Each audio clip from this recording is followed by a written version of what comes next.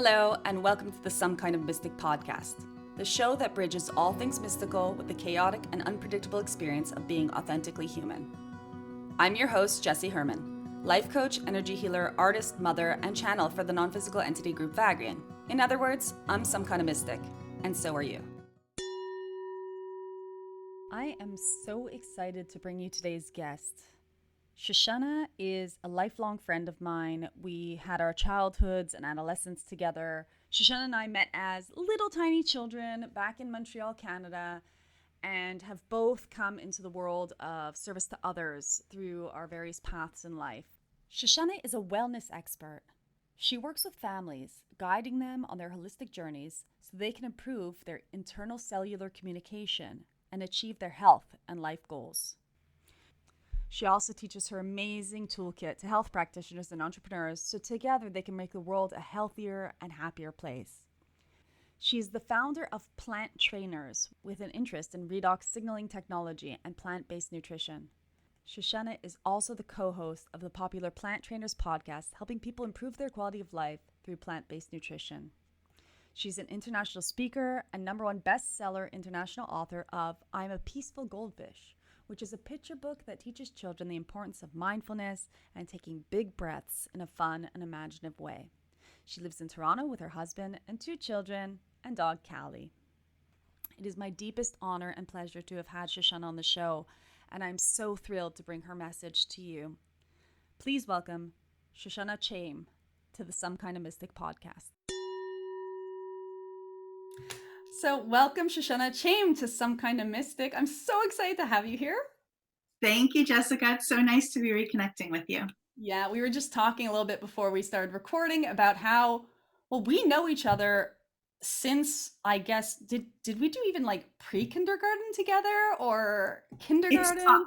Kindergarten, probably for sure. Yeah, it's been a lifetime. It's definitely been a lifetime. Absolutely. So, good 30, well, 30 years, let's say. But we haven't connected, pretty much since the end of high school, I would say. And so where we left off was, everyone's, that young age and the whole world is your oyster and you go off into the world and life begins to happen, right? Happens for you, happens with you, and takes you in different directions. And I wanted to invite you on the show to talk about your personal journey, sort of where you started out, as you came into adulthood, and then how your journey significantly changed directions for you, both through catalyst and also through choice of what to do with the invitation that was provided from that catalyst. So can you please start just explaining to us a little bit who you are now, what you do, and then we'll go back to how did you get there? Awesome. Thank you. Yeah. So who am I and what do I do? I mean, my mission in life is to help people improve their quality of life. And there's some different avenues that I've taken over the last, let's say, decade to really do that. And that's when I really found my mission. Right now, what I'm doing is I am working with other health practitioners and other individuals to help with the technology that helps people heal on a cellular level with what we make inside of our body already. It's about communication, right? Like what we're doing now, we're communicating, we're trying to make the world better by communication, but our body needs to communicate too. And as we age, that communication shuts down and we get so much more environmental stress and factors and physical factors happening that use up that healing, use up that communication. So when we can reflood the body with its own natural communication and healing properties,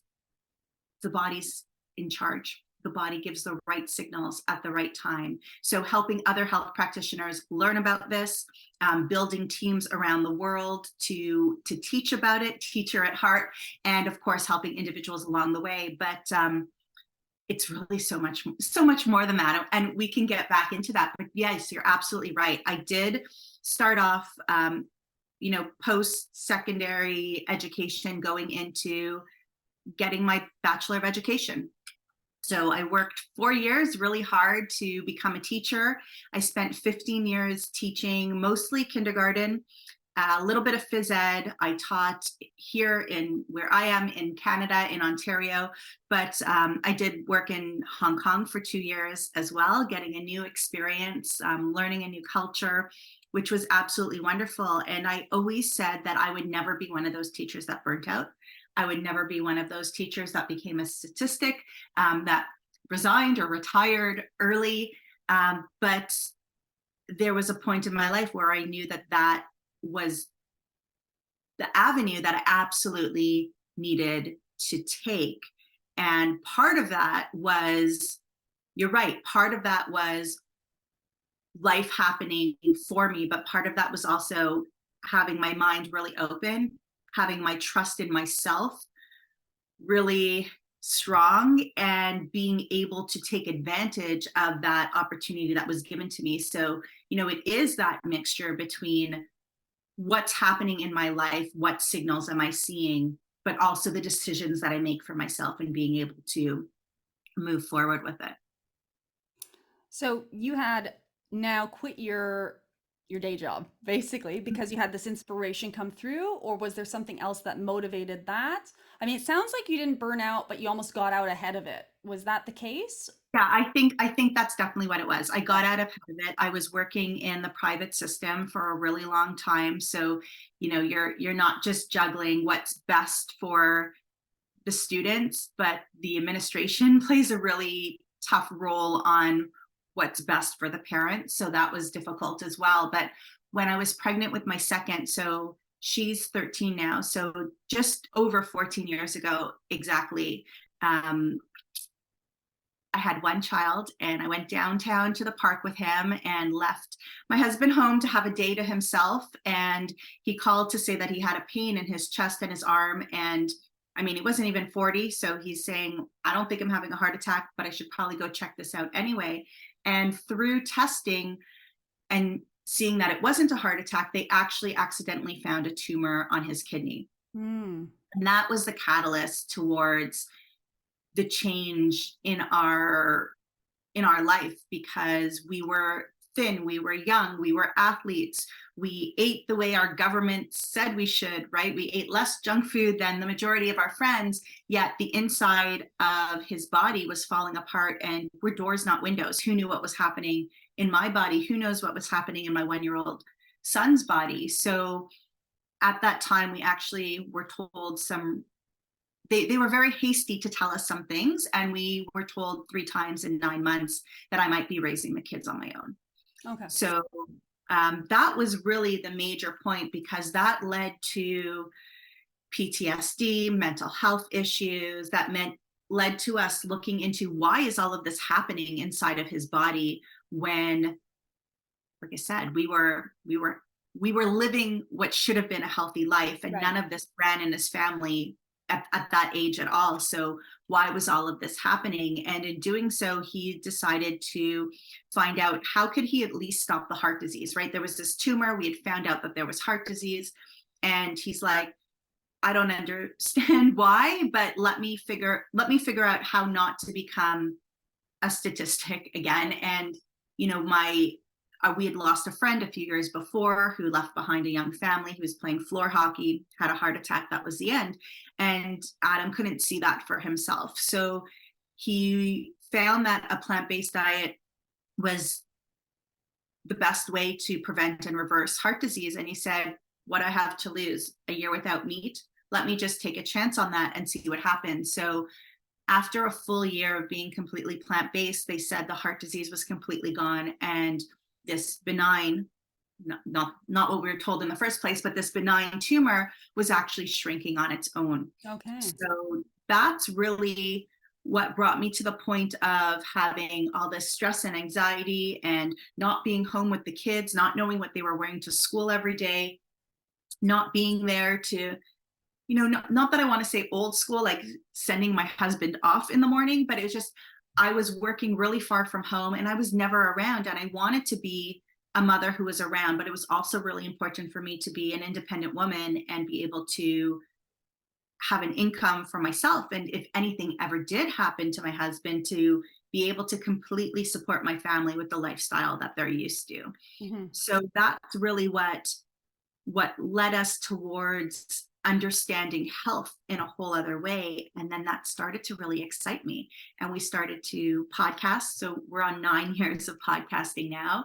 And through the podcast, we started getting invited to stages all across North America and to speak about our story. And then we said, well, wait, there's an opportunity here. So we got some plant-based nutrition training. And as we immersed ourselves into that life, we started training athletes, training individuals who wanted to become more plant-based or Sure. completely plant-based, and give them the tools and inspiration and everything that they needed. And I ended up working part-time for a few years and then took that leap and left. I said, I see myself getting burnt out. I'm not going to be helping my students or my family. And I had this new passion Mhm. for health and be never wanting other people to go down the road that we were in. And if they were, help them get out of that situation. For sure. So the podcast that you have, you're still running. It's the Plant Trainers podcast. That's right. It's 9 a years. planetary. That's impressive. It is. So we did for many, many years, we did one episode a week. And then for 1 or 2 years, we did 2 episodes a week. And Wow. now we're down to every second week, just so Okay. that we make sure that we're being, our kids are older, they've got more activities. We understand what we need to do to take care of ourselves. So that's what we do. That's what we do now. And even, even the podcast has evolved over the 9 weeks, over the 9 years.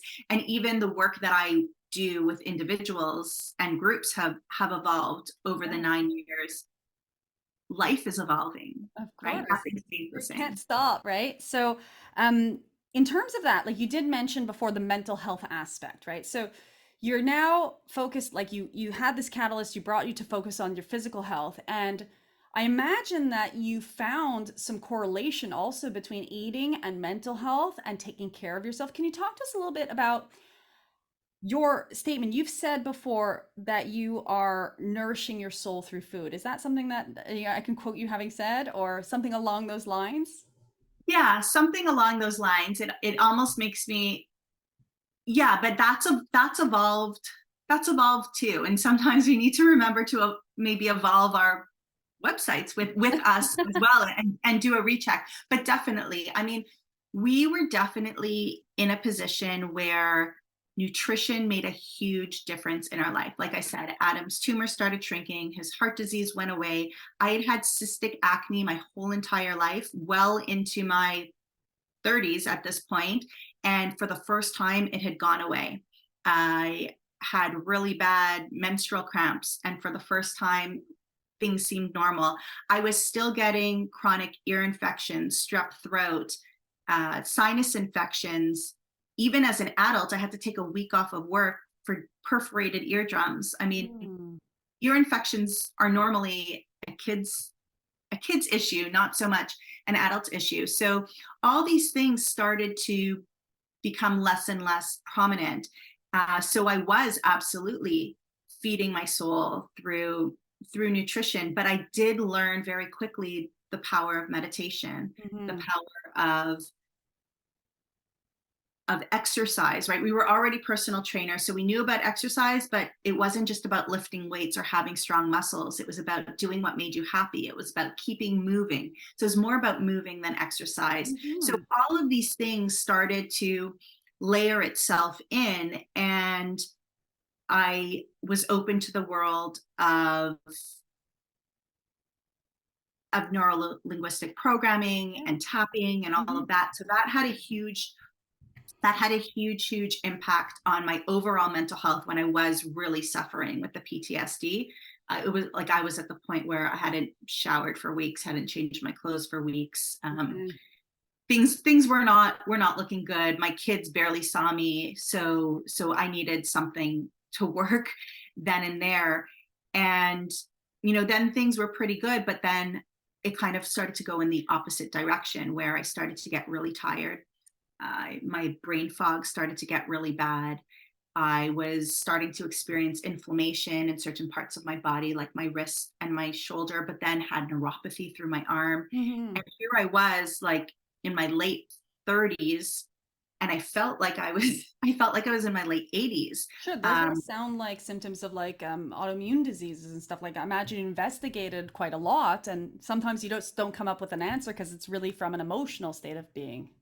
Right. And, I was kind of in this limbo between the regular medical system and the holistic medical Right. system, not really having full trust in the medical system because of what we went through with Adam, Hmm. but also really wanting, really being upset that I wasn't finding all my answers through nutrition, because I had tried high carb, low carb, smoothie protocols. I tried everything, and I got my adrenals tested and my cortisol levels tested, and my DHEAs were off because I didn't want to be on birth control anymore. I'm like, why am I putting this poison into my body when I'm not willing to put an egg into my body? It made Yeah, no yeah, sense. So I have absolutely. to, I like understand that. it made no sense. Like I didn't need other hormones.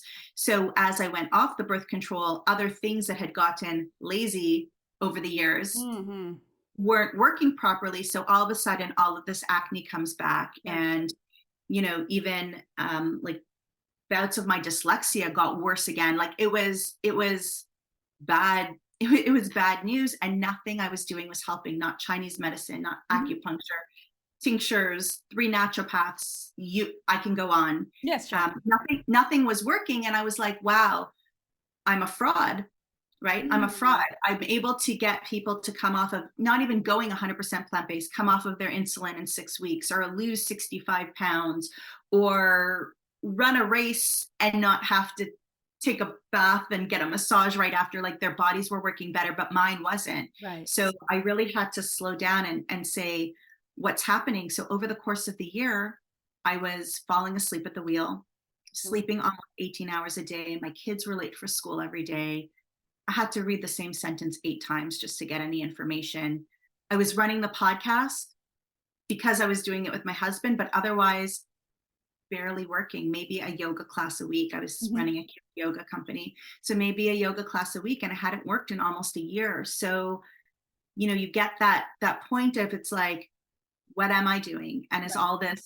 is does all this have meaning, or is all this running me down? I was waking up early in the morning to do all the things that entrepreneurs are supposed to do, and staying up late to write my newsletters and copies, and my whole body was out of Screaming. whack. It sounds like, yeah, yeah. Yeah. So what was that about? And again, that was another opportunity for me to realize that I don't have all the answers. That was another opportunity for me to realize that there is more out there for me to learn, that Mhm. there's more to my story and more to what I will eventually be able to help other people with.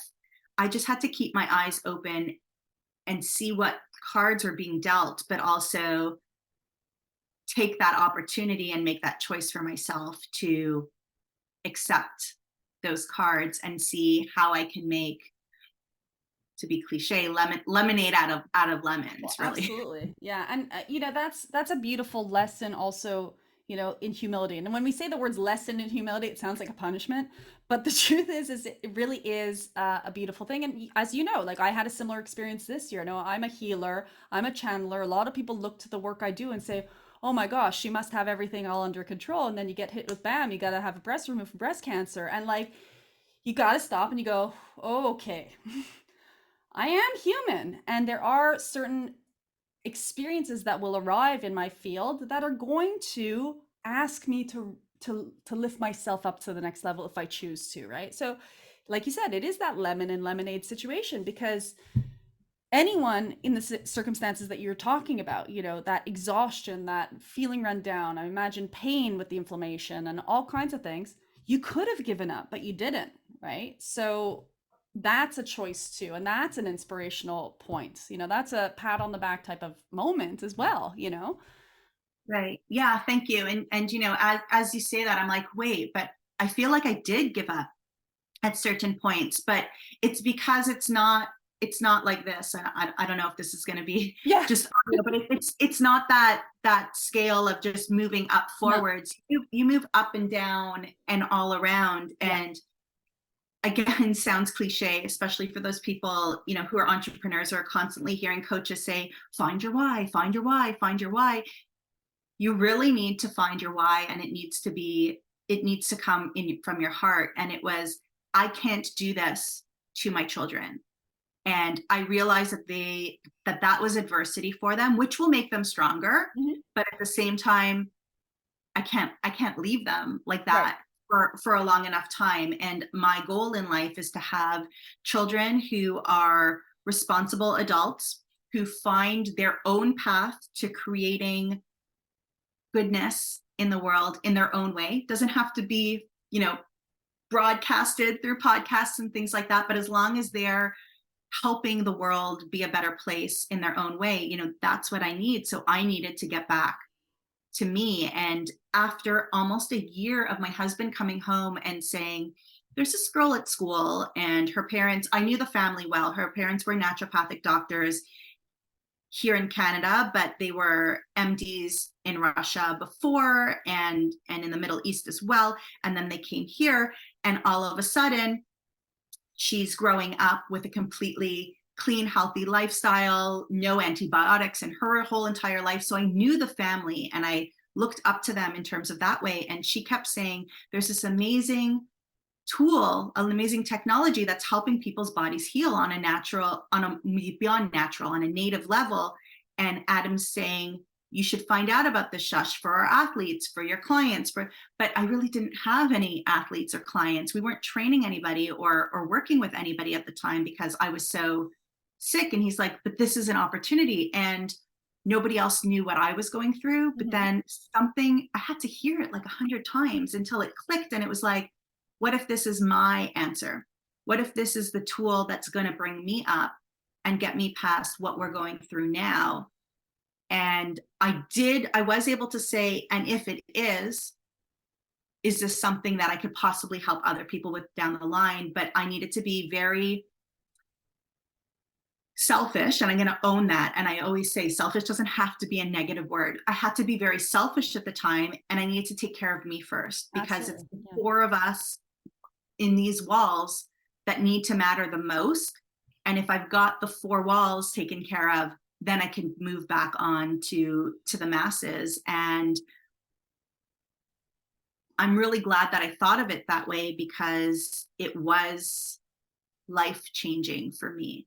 It was life changing for me, even more impactful and more and quicker than it was with Adam, which then gave me the opportunity to really assess what I wanted to do with the rest of my life. So, when I learned about it, I learned that it's native to the body. There's zero toxicity.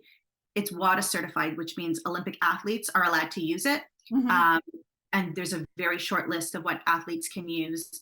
Although I'm against animal testing, the mice that were tested with it ran 27% faster to exhaustion and wanted to get back on the hamster wheel that much faster. And being an athlete, that spoke to me, right? There was no injury to those animals, but Mhm. but I wanted, we always say we're trying to get off the hamster wheel. I was so desperate to be back on that hamster Okay, wheel, sure. right? So Like you've been I just, knocked off it. Absolutely. That makes yeah, sense. I wanted to work. I wanted to drive. Right. I And was you want falling to asleep at the share wheel. what's coming through you. It's very potent when you have a lot of energy and desire coming through you and your body is like, nah, we're not cooperating for now. I've been there. I had autoimmune disease since 2000. I was diagnosed originally with lupus, which then they converted to mixed connectivitis, which now they're like, well, we probably made a mistake because it's pretty much cured, right? So there's nothing really in my blood work even, but so I know the sensation. But tell us, the technology that you're talking about. It's what is it? I believe it's Redox. Is that what? Right. So Yeah. it's redox. So if you look up redox signaling molecules on PubMed or Google Scholar, right, we're talking about not blogs that anybody could write Mhm. in the medical world. Inside of our cells, they're basically sacks of salt water, right? We know the body's the majority water. And as we're making our energy, which is ATP, we're creating this redox at the same time. And for years and years, they thought that it was just a waste product. And they started doing testing to find out more about it in like the 1923 kind of thing. But then in 1998, there was actually a Nobel Prize given for the understanding that redox is actually that communication in the body that's sending the right signaling at the right places, that's allowing our genetic expressions, they need to turn on and off in certain patterns, like these little proteins need to be turned on and off in certain patterns. And as we age, we're making less and less of it, right? If we think about our cells dehydrating over time, that's why kids have nice tight skin, and looks like you and I are doing very well, but everybody else, not your listeners, but everybody else has got wrinkles and starting to break down and what have you. And that makes sense because the body does begin to break down over time, but then we're exposed to mental stress. Yeah. Sprays on our food, whether we eat organic or not, or ate organic or not, sprays on our food, mold in the wall. Maybe we were bit by a tick. Like, who knows what's happened in our lifetime? And again, like getting back to what you said, people were like, I shouldn't get a cold, or I shouldn't have gotten a virus that was going around for the last couple of years and all that because I live so healthfully. But it's not about never getting sick. It's about how resilient is your body, and how, if someone else who lives a different lifestyle, if their body got that, how different would that be, or how can you overcome it, or what can you learn from it to then bring forward? There's so many other things in there besides just never getting sick. Yeah, It's absolutely. not about that. So this redox, if the only way in the world is to put more redox into your body is to actually consume it, have it absorbed directly into your cells. There's universities all across North America, Europe, Australia, you name it, creating them, but only one company in the world has been able to stabilize it so it could be shipped and delivered to your house. And that's how I got access to it. I wasn't part of a study or anything like that, because the other places that are making it, within 10 minutes of making it, it turns back into salt water.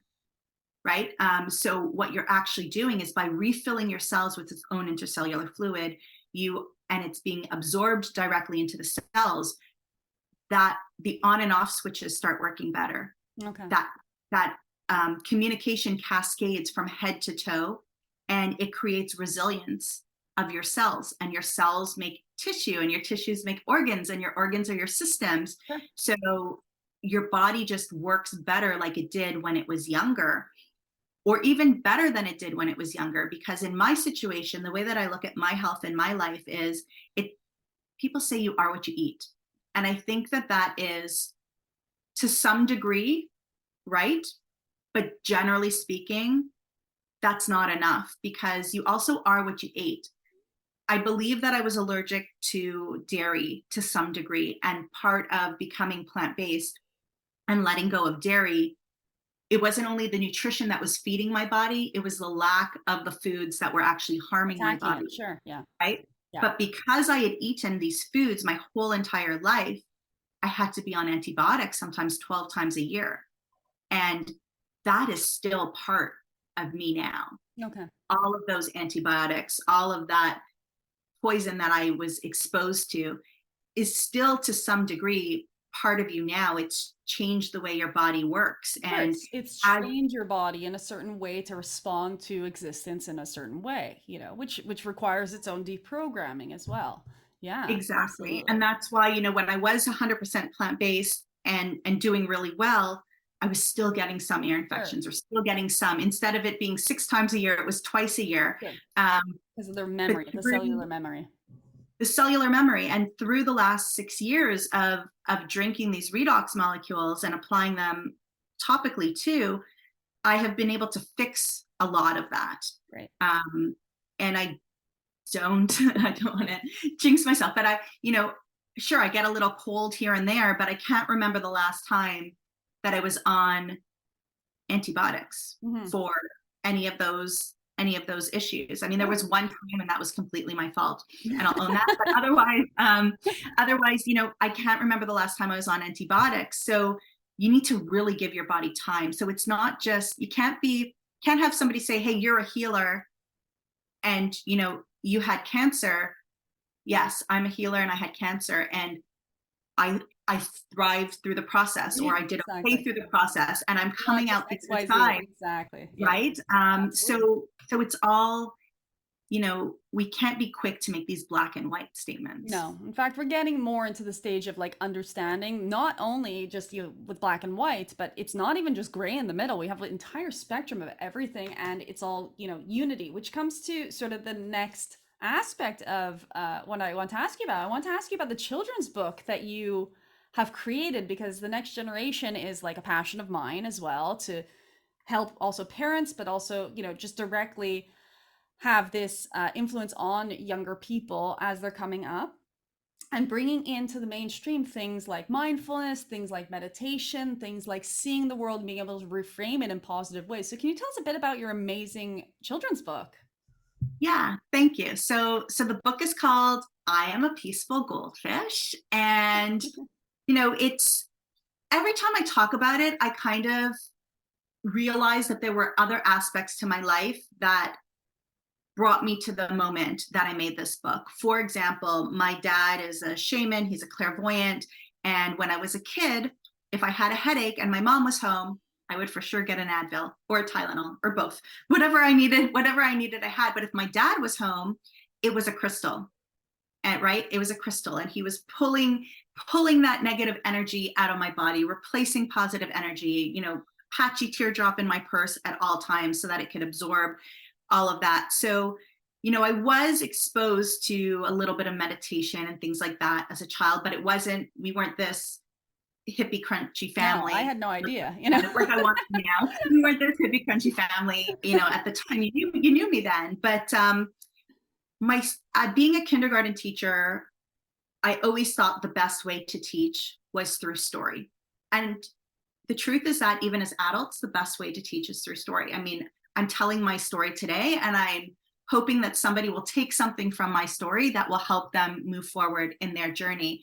But of course, kids' stories need to be a little shorter and need to be, a little bit more precise. And my son was having a tantrum. I was still teaching at the time, part time. I'd just taken a kids' yoga course. And of course, things happen on purpose, but you need to pull from it. And I'd taken a kids yoga course because I knew I was stepping out of teaching, and they were offering $500 towards a course as a teacher still. So I figured, well, why not? And I took this course, and my son's having this complete meltdown, and I'm trying to teach him breathe in, breathe out, breathe in, breathe out. And of course, I know that when kids are having tantrums, that's no time to teach them something new. So I said, let me go find a book so that, tomorrow when he's calm, I could start to teach him. And I couldn't find a book. There wasn't one in my house. There wasn't one at school. There wasn't one in the library. So there wasn't one online. There wasn't anything that I could find. And he was probably about 5 at the time, and he's 15 now. So that was about 10 years ago, maybe already 9 years ago. And I sat down, and in about 10 minutes, I wrote the book. I was very, writing a book for kids like that was something that I was very used to, not to the level that it could be publishable, but just to teach them. Because if I didn't have a book, I Sure. kind of made Made up my story. own, Yeah. right? I made up a story. So I made up that story, and it worked and it helped. And I said, well, this can help my students. And it worked and it helped. And I said, well, why just my students? Why just my son? This should be for kids everywhere. And it was really important for me that kids everywhere saw themselves as the characters in the book. And it Mm. wasn't just um, a book written with white characters for white kids, Mhm. right? Like that was really important for me, because being a little bit um, segregated in that life for probably the first 17 years of my life, and after having that experience that I had in Hong Kong, it was really important for me that all kids can learn from each other and see how much they are alike. Yeah. Because there was so much I wanted to create. I wanted to give them those tools that, although I had some of them, that I really wish that I had as a kid, because I think that it would have got me through. Maybe I wouldn't have had the PTSD if I really knew how to meditate, or How how to to regulate breathe, your or how to emotions. trust, Yeah. or how to channel. If I really knew those things before, how different could my life have been and hopefully still be able to have that same passion and message. Sure. It would have been easier. The same with the nutrition, right? I went through my stuff, but it was easier. So that was really what I wanted to do, work on that grassroots, give my son tools, but really make it available for everybody all over the world. It's just been published in Portugal, which is so Wonderful. cool. Like it's in Portuguese. I don't even know how to read it, Congratulations. What's it but called in Portuguese? Let us know. can you read that? No, I want you to read it. Calmo como pixinho dourado. Ah, I'm sure Dorado. I, I'm sure I, I'm sure it yeah, sounds I good. tried. I tried. Wonderful, wonderful. That's so nice. And it's, about bringing peace into your life, which we can't get enough of that right now. Like that is really the main focus and topic. I think if each individual can learn how to find a peaceful heart within themselves, then of course that is going to trickle out to everyone who is in desperate need of that energy in this now moment as well. Like it's just beautiful. And so I ask all my guests, what would you like what comes to mind when you think of the word mystic? Because the podcast is called Some Kind of Mystic, because I think we all are some kind of mystic. Right. So for you who had a shaman dad and have this very physical journey, what is your interpretation of that word? I think, I mean, what my mind is going to, and it's probably a stretch, is just that things are not set in stone. And we can predict our life all that we want to, but life is really mystical itself. It takes turns, it goes around corners that we're never expecting.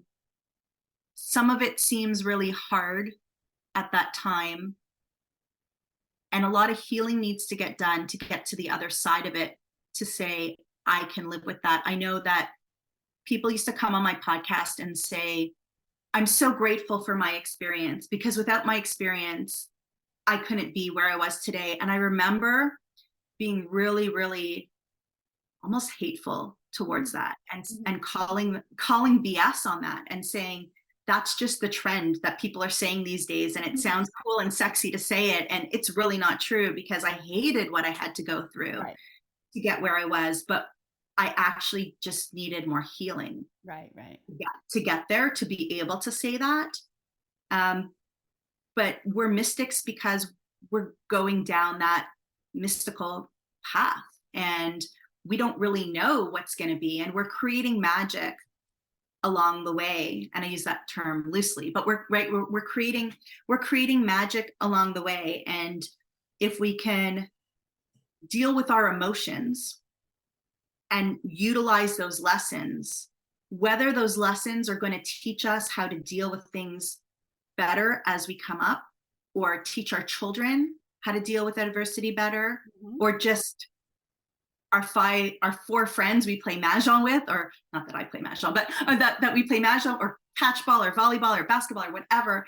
Or if you're doing it on a grander scale, like you are, if we can not waste those learning lessons, then we're living it. We're living that mystic life. Yeah. That's so beautiful. What a great, great definition of the word. Could you tell people what you're offering currently, what's coming up for you in the next little while, and where they can find you? Sure. Thank you so much. I think that the best place for people to find me is at Plant Trainers on Instagram. If you can't remember that, you could look up my name and that will come up easily too. If you're not on Instagram, look me up on Facebook. I like to connect with people. Like, I'm always the one that will answer my comments, questions, DMs, all of that. So connect with me if you feel like there was anything today that you had questions about or wanted to find out more about. That's number one. I am working with other health practitioners, like I said, all across the world, to learn about this redox, so that they have it as a tool in their toolbox, because tools are very important. And like I've learned over and over again, it's not just one tool. So if anybody thinks that I would connect well with one of those people, or you're one of those people, I would love to hop on a Zoom. Like, my time is precious, but my time is about other people. So I'd love to hop on a Zoom. Or if you feel as if you have tried everything and not quite gotten the results that you think you need to get, I'm happy to give a consult to any of your listeners. And that's really where I am right now. My word for 2023 is connection. So I've been working on that, as opposed to these big, big things. I've just been working on connection. So those people who feel connected to anything I said, please reach out, and I'd be happy to chat. That's so beautiful. Thank you so much for that offer to everyone. And that really is a gorgeous offer. I love that, and love your word for the year. Soon we're going to come up to a new year. Do you have an inkling on your word for next year? Or you let I it come to you? I will let it come to me. I don't know. I kind of take a different way of experiencing what what my word should be, and sometimes it's changed as we've gone. But yeah, I need to dig in and see what that's going to be. It's not time yet. It's only November. Yes. Well, So almost anyone November, but who only everyone who November. wants to find out what your word is can get in touch with you directly and maybe share their word with you, so that that connection is a two-way street. I'd love to hear that, and maybe someone can help me um, find inspiration to choose my new word. Yeah. Beautiful. Well, thank you so What was much. your word? Do you have a word? No, I don't have a word. There's so much transition, change. Maybe that is my word. Maybe my word is change always, because it's always evolving. And I really allow very much the flow of life to come through me. So I really don't even know what I'm going to be doing in the morning unless I have it on my schedule. So Right. I wake up and I'm like, what's this day bringing? So yeah, maybe it's mystic, exactly the way you described the word mystic, right? Thank you so much for coming on the show. It's been so wonderful to reconnect with you, back to that word, and to catch up with you, and hear about all the wonderful things you're doing. I'm so thrilled for the direction it's going in. I've been watching you for a long time on socials, and have always been so happy and pleased and content that you've found this beautiful way to be in service to others. So thank you so much for that as well.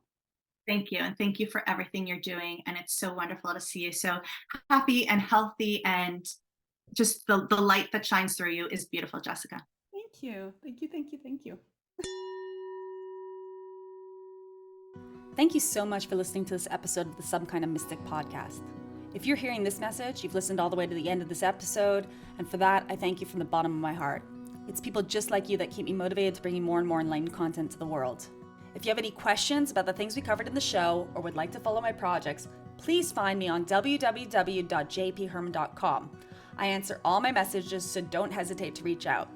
You can also find me on Instagram, and the details are in the show notes. I just had a flash of, okay, you're never going to believe this memory that I'm having right now. A flash of us in my old kitchen with, I guess it was an actual video camera. Okay. And we were doing an interview or something. We were videoing ourselves. We were doing an interview, right? And there was like my kitchen table, this white kitchen table, like a rounded beveled edge. And we were having some sort of interview, like side-by-side interview, where we were both in the frame. I don't know, we must have been like 11. I don't know how old we are. It's so hilarious. I'm having this flashback the last time we were on camera together. So funny. Oh my God. I always remember being at your house and listening to like Bob Dylan or something in your bedroom. And I remember sleeping over, and your brother always, like, I would throw my stuffed animal at him, and then he would sleep on it and not give it back to him. So funny. And you're the first person I ever used the internet with. Oh, right. That's crazy. We had dial up in your basement. I'm like, what do you mean you talk to people across the world? You're like, oh, let's just find random people. And that's what we did. Oh my God. So normally I ask the guests at the end of the show to give a fun fact.